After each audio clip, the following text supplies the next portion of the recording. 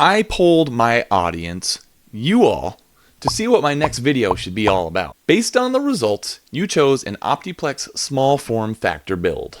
I didn't know exactly which small form factor model I wanted to go for at first, so I went to trusty old eBay to do some research. I was looking for cheap, decent specs, and more or less bare bones. After an hour or so of research, I found the small form factor that I wanted to buy. An Optiplex 3050 SFF for $50. For the price, it seemed like a no-brainer, especially because it came with an i3 6100, 8 gigs of RAM, and 128 gig SSD storage. Not the beefiest of specs by any means, but for $50, really not a bad deal, especially considering a lot of these components can be upgradable. Next, we're going to take a look at what I got from eBay. So the 3050 arrived and I wasted no time and unboxed that bad boy. This was my first small form factor computer and I was pleasantly surprised by just how small and compact it was. It's about the size of an Xbox or a PlayStation, but will it be as powerful as an Xbox or a PlayStation? The first thing I did once I had the 3050 unboxed was took it all apart to see what I was working with. As you can see, there are a couple storage trays, one holding the SSD that I needed to get out of the way first. Pretty intuitive and easy to get those off. Next, I unscrewed the CPU cooler and took it off to make sure I got the i3 6100 as advertised. Lucky me, I got the CPU that I ordered. It did need some new thermal paste applied, so I put some of that on before reapplying the CPU cooler. A couple other things of note, there are 2 RAM slots available and the 3050 is capable of holding up to 32 gigs of RAM. You will also notice there's an M.2 slot underneath where the storage trays would be, so you could even upgrade this with an M.2 SSD for some faster storage. So after putting everything back together, the only real thing I'm going to add at this time is a graphics card, and since this is a small form factor PC, I will need to use a low profile card. Luckily, I had an R7 250 laying around, which is not the most powerful card by any means, but it can at least give us an idea of how this PC can perform with the most minimum of budgets. If you did ever want to use a more powerful GPU for this build, something like the GTX 1050 LP or RX 6400 LP would be great choices and give you a little more horsepower for your gaming needs. So all in, this is still a $50 gaming PC. If you want to count the cost of the GPU, you can find these for around $20 or $30 on eBay, so not very expensive at all. For now, let's see how it performs.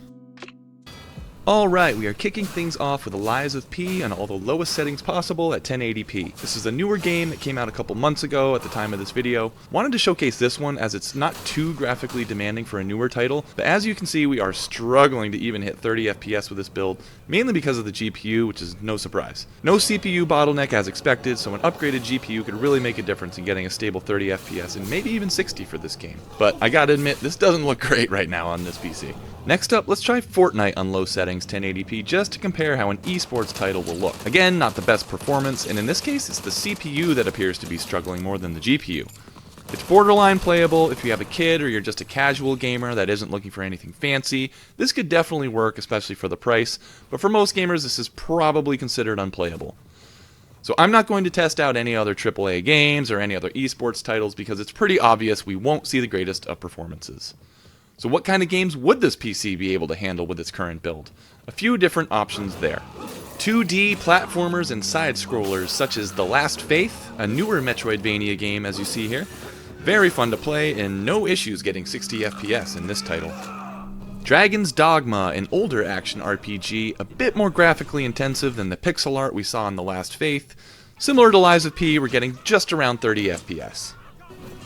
The Witcher 1, a much older game, but as you can see we are easily getting between 45 and 60 FPS in this one. Now how about emulation? This type of PC build is perfect for emulating older games. This is more of a comparable build to something like a Raspberry Pi than an Xbox or PlayStation, and that is where emulators shine.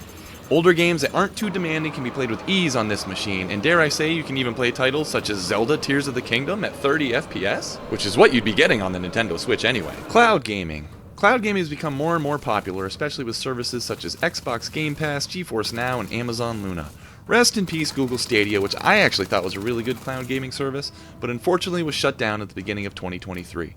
But here you can see I'm playing Starfield on Xbox Game Pass right in my browser with decent quality. Not the best quality, but decent, and this does rely heavily on your internet connection as you're literally playing this game on a server somewhere else. But for $17 a month, might be worth it for some. Now, you don't necessarily need this PC to play Game Pass. You could play on your phone, iPad, laptop, or whatever other device. But again, for this $50 price tag, it's just an option and allows you to play on a monitor or TV. So there you have it, a nice little compact Optiplex SFF that packs a little bit of a punch, especially for the price. Again, this can be completely upgraded. You could swap out for a better CPU, GPU, RAM, and storage. If you want to see me upgrade this thing to the max, let me know in the comments and I will work on finding some decently priced parts to see just what the ceiling could be on this Optiplex. Also, to help support the channel, consider becoming a member or giving me a super thanks. This will help me to be able to continue to buy all these PC parts and keep making content for you guys. Look out for some giveaways in the future as well.